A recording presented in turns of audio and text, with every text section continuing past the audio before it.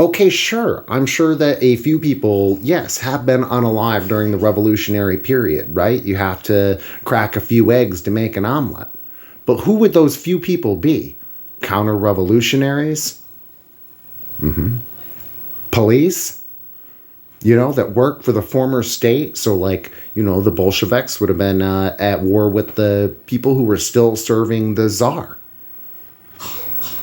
I mean, yeah, of course, a few people would be, but who are those few people? Are they large landowners? Are they large business owners? Are they people who refuse to walk away from their power and their money and their ability to exploit their fellow countrymen? Yeah, those are the people who resist the new way of life. Yes, we're going to have to squish them here too.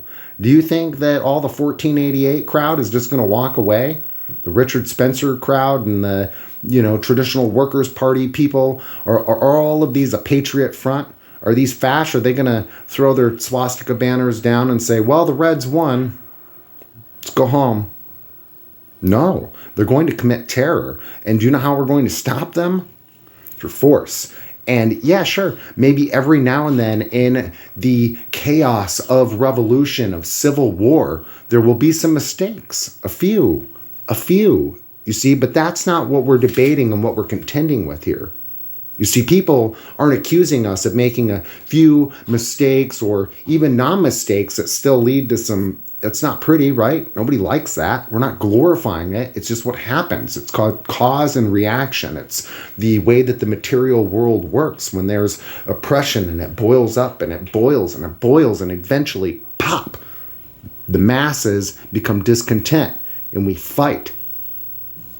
Surely there will be a few unjust actions that occurred. And that did occur even within the USSR, the NKVD. We have a few examples. We also have examples where Stalin himself called them into account. So, I mean, but you see, we're not debating here a few. The capitalists and those who regurgitate the fascist and imperialist propaganda, they say 10 million, and then they'll say 50 million. And when no one balks at that, they'll go 100. And then if you don't shut them down, then they'll go 200.